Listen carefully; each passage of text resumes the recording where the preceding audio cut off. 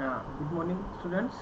मैं Manoj Mishra, assistant professor RKG educational college Lucknow. Students, आज हम लोग बीएड फर्स्ट सेमेस्टर के फर्स्ट पेपर के नेक्स्ट टॉपिक के रूप में role of society in education के बारे में पढ़ेंगे।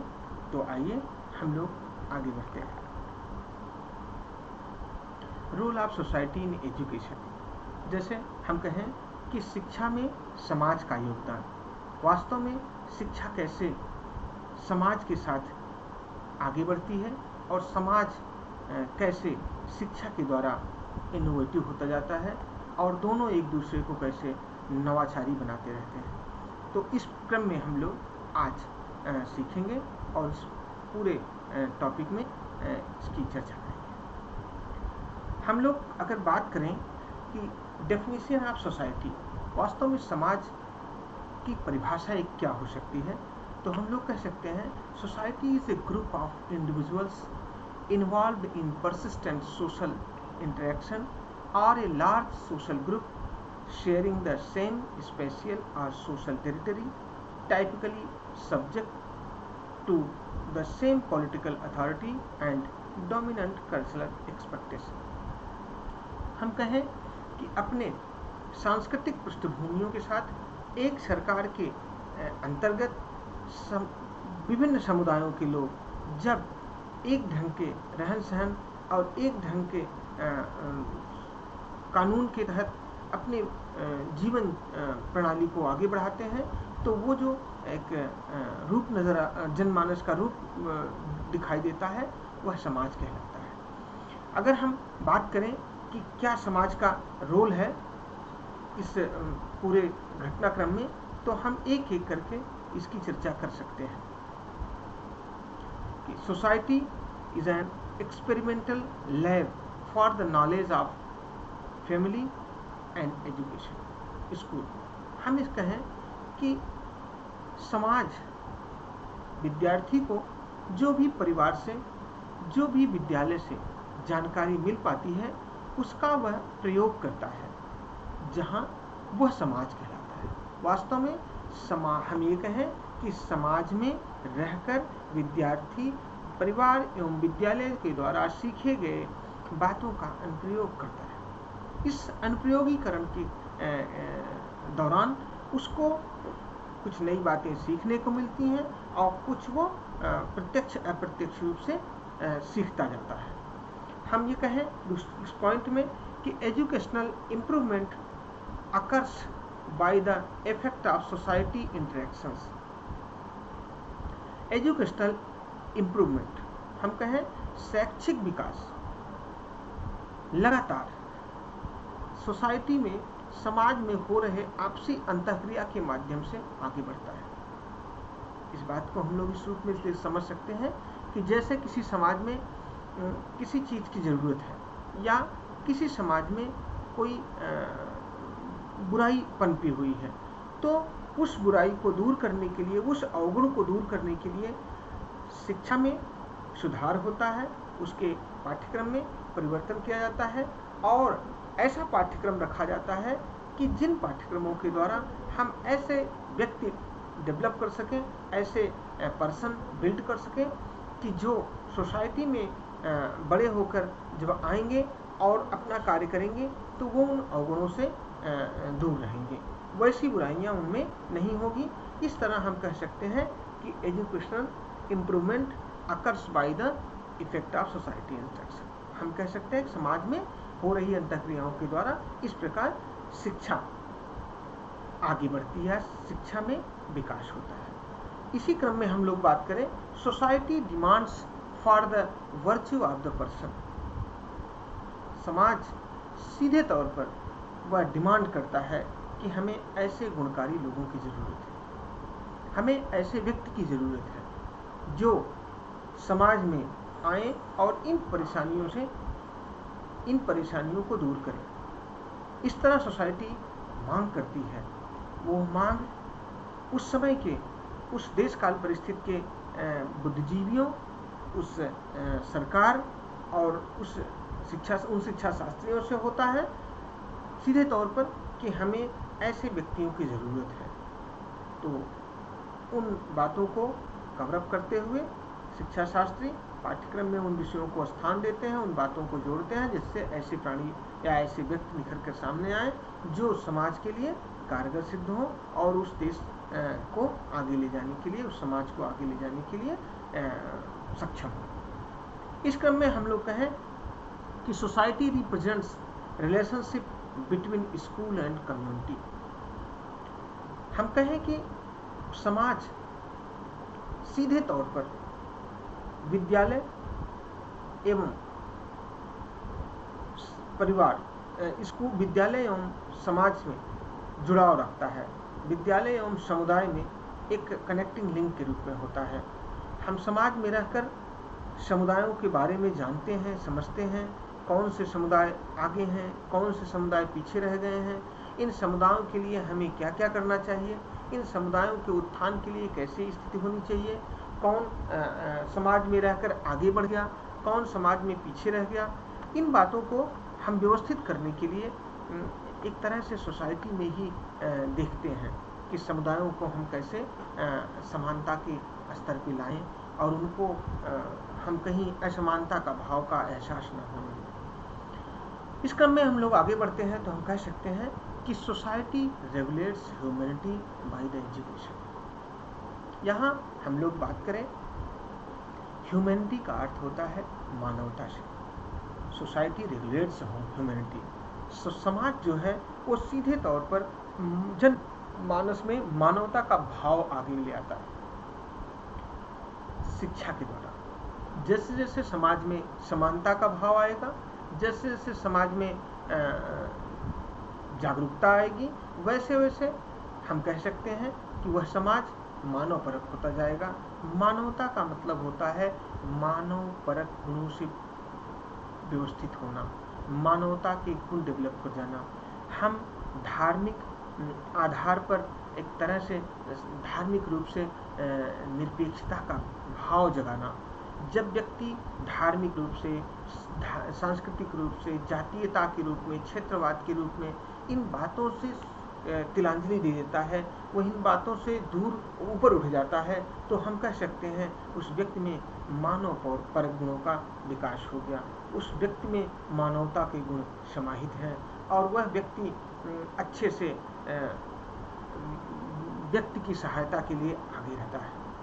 व्यक्ति की सहायता का अभिप्राय यह होता है, अगर व्यक्तियों में अवगुणों, उन जिनकी चर्चा की गई वो अवगुण अगर विद्यमान है तो उन अवगुणों के साथ रहकर वह समाज और देश के लिए अच्छा नागरिक नहीं बन पाएगा, क्योंकि वह उन्हीं छोटी सोच में डूबा रहेगा और वो देश के विकास के लिए अच्छा काम नहीं कर सकेगा, अपना योगदान नहीं दे पाएगा और योगदान न देने के परिप्रेक्ष्य में वह अपने समाज को, अपने देश को, अपने परिवार को पीछे ही कर देगा।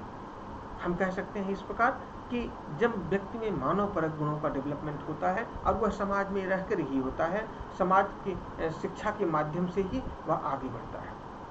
तो जैसे जैसे शिक्षा का प्रसार समाज में होता जाता है, मानव में व्यक्ति परक या मानव परक गुणों का विकास होता जाता है और वही व्यक्ति आगे चलकर शिक्षा में नवीनतम सुधार लाता है और शिक्षा में नई नई नवाचार की बातें जोड़ता है और इससे समाज नवाचारी हो जाता है।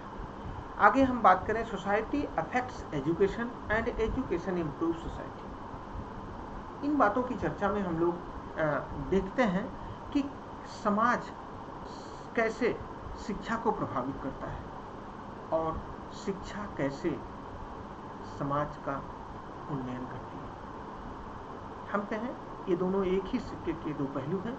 जैसे शिक्षा अगर समाज में व्याप्त है तो समाज में शिक्षित लोग बहुत अधिक हो जाएंगे और वो शिक्षित लोग नए समाज का, नए उच्च स्तर के समाज का, जिस समाज में उन कमियों को निराकृत किया जाएगा जिन कमियों के चलते हम लोग आपस में बटे हुए नजर आते हैं। लोग मानव परक धर्मों से दूर हटके अपने अपने धर्म, अपने अपनी धार्मिक जड़ता में लड़ते रहते हैं, अपने अपने क्षेत्र, अपने अपने जाति, अपने अपने समुदाय और अपने अपने बातों के लिए लड़ते झगड़ते और राग लाते रहते हैं। तो उन बातों से वो लोग दूर हो जाएंगे और धीरे धीरे समाज में व्यक्ति का एक समानता का भाव जब डेवलप हो जाएगा तो वो कहा जाएगा ये शिक्षित समाज का रूप है, और वही शिक्षित समाज नई सोसाइटी को जन्म देता है, नई सोसाइटी के लिए आगे बढ़ता है। इस क्रम में हम लोग आगे बढ़ते हैं स्टूडेंट्स, तो देखते हैं कि society is experimental lab for the knowledge of family and school.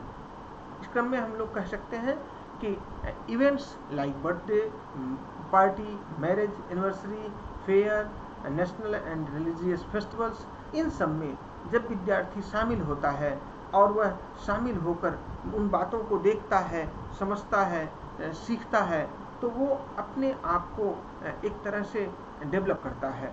वो डेवलप करने के क्रम में क्या करता है कि वो उन बातों को, जैसे बर्थडे पार्टी हो, मैरिज एनिवर्सरी हो, नेशनल और रिलीजियस त्यौहार हो, उनमें वो रह के समाज में उन बातों को प्रत्यक्ष अप्रत्यक्ष रूप से सीखता है, और इसके सीखने के ही क्रम में उनको नई नई सीख मिलती जाती है। तो हम कहें कि बच्चों का विद्यालय में उनके सीखे गए बातों का, उनके घर परिवार में बताई गई बातों का एक तरह से एक प्रयोगात्मक लैब के रूप में बन जाता है, जहां वह उन बातों को करके सीखता है। जैसे हम कहते हैं विज्ञान आओ करके सीखे का भाव होता है, तो यहाँ हम लोग समाज में रहकर करके सीखने पर जोर देते हैं और उस करके सीखने के क्रम में आगे बढ़ते हैं।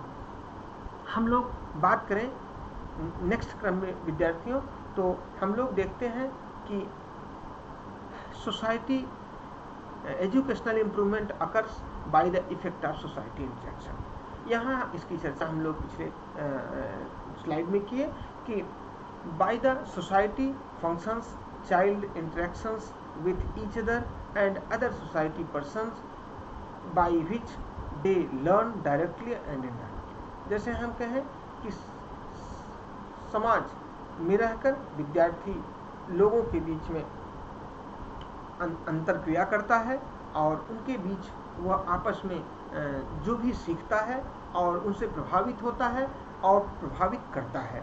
इन प्रक्रियाओं के करते हुए वह समाज में विकास करने के क्रम में आगे बढ़ता है, वह सीखता जाता है, वह प्रत्यक्ष अप्रत्यक्ष रूप से कुछ बातों को तो वो बताता नहीं, बट उनको ग्रास्प कर लेता है। सीधे तौर पर जो उसकी कमियां रह जाती हैं, जो उन बातों को नहीं सीख समझ पाता, उनके तहत वो उनको आगे बढ़ाता है। तो इस क्रम में हम लोग आगे बढ़ते हैं स्टूडेंट्स, तो देखते हैं कि हम कहें कि society demands for the virtue of the person. समाज सीधे तौर पर यह कहता है कि हमें ऐसे लोगों की ज़रूरत है, हमें ऐसे नागरिक चाहिए। जैसे हम कहें कि हमारा देश एक डेवलपिंग कंट्री है, विकासशील देश है। इस विकासशील देश होने का क्रम यह है कि अभी हमें हमारे इंफ्रास्ट्रक्चर डेवलप हो रहे हैं, अभी हम जल्द ही हर गांव तक बिजली पहुंचा पाए हैं, अभी हम सबको 2022 तक सरकार का लक्ष्य है कि हम शहर और गांव तक सबको एक आवास दे सकें, सबको छत दे सकें। तो हम कहें कि हमारा देश एक कंस्ट्रक्टिंग कंट्री है, हमारा देश एक निर्माण की अवस्था में चल रहा है, और इस निर्माण की अवस्था के क्रम में ही हम ये कह सकते हैं कि हमारे देश में, हमारे समाज में हमारे देश के निर्माण कार्य को आगे ले जाने वाले लोगों की ज़रूरत है।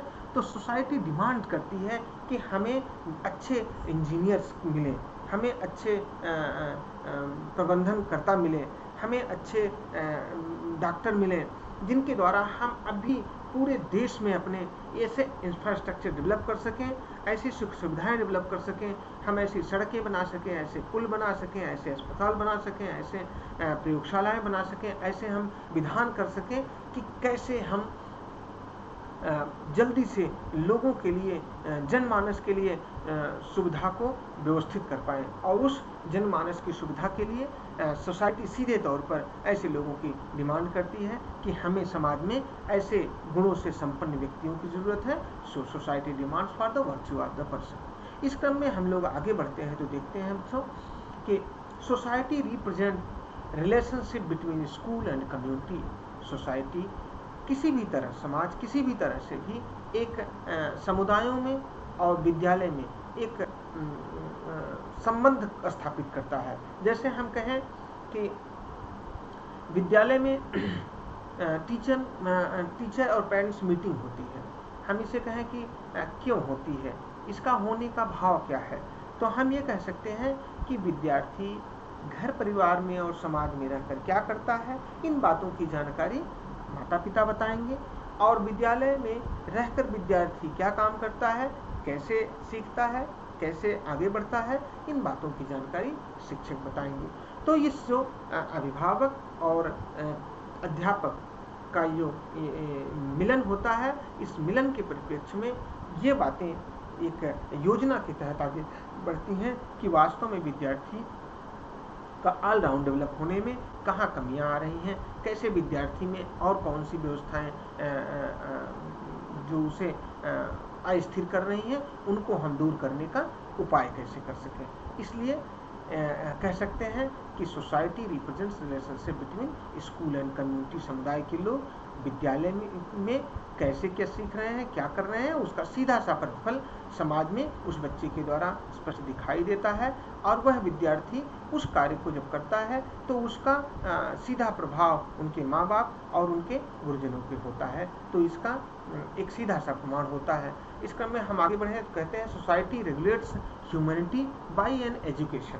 हम कहें इस तरह समाज जो है वह मानवता को आगे बढ़ाती है, व्यक्ति को मानव परक बनाती है, और उस मानवता के क्रम में वह आपसी हेल्प सहायता करना, भाईचारा और एक लोगों के बीच में रहकर आपस में कार्य करने की क्षमता, एक लोगों से बीच समंजन स्थापित करने की क्षमता, इन भावों से परिपूरित होता है और उसमें मानव परक गुणों का विकास होता है। इन मानव परक गुणों के साथ वह कुशल नागरिक बनने की स्थिति में आगे बढ़ता है।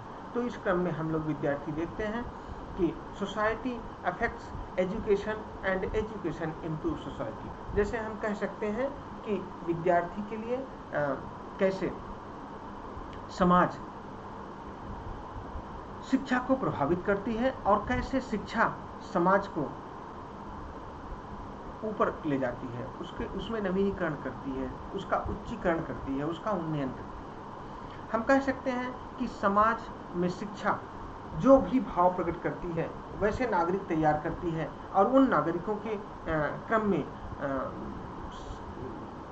समाज आगे बढ़ता है, और उस आगे बढ़ने के क्रम में ही हम कह सकते हैं कि विद्यार्थी सीखता है और सीखकर कुशल नागरिक बनता है, और वही कुशल नागरिक शिक्षा में वो नवीन परिवर्तन लाता है जिससे समाज की वो कमियां धीरे धीरे दूर होती जाएं, और उस दूर होने के क्रम में वह समाज में अपना अच्छा योगदान दे सके और समाज नवाचारी बन सके। इस क्रम में हम लोग आगे बढ़ते हैं तो स्टूडेंट देखते हैं इस प्रकार हम लोगों ने आज समाज का मीनिंग, इसकी प्रकृति, इसके डेफिनीशन या परिभाषा के बारे में सीखे। इस परिभाषा के क्रम में हम लोगों ने देखा कि कैसे समाज कार्य करता है, कैसे समाज लोगों को एक प्रयोगशाला के रूप में आगे बढ़ने के लिए अवसर प्रदान करता है, कैसे समाज यह व्यवस्थित करता है कि व्यक्ति अपना सोसाइटी में समाज में रहकर क्या योगदान दे सकता है। Role of society in education, experimental lab, demands qualitative person.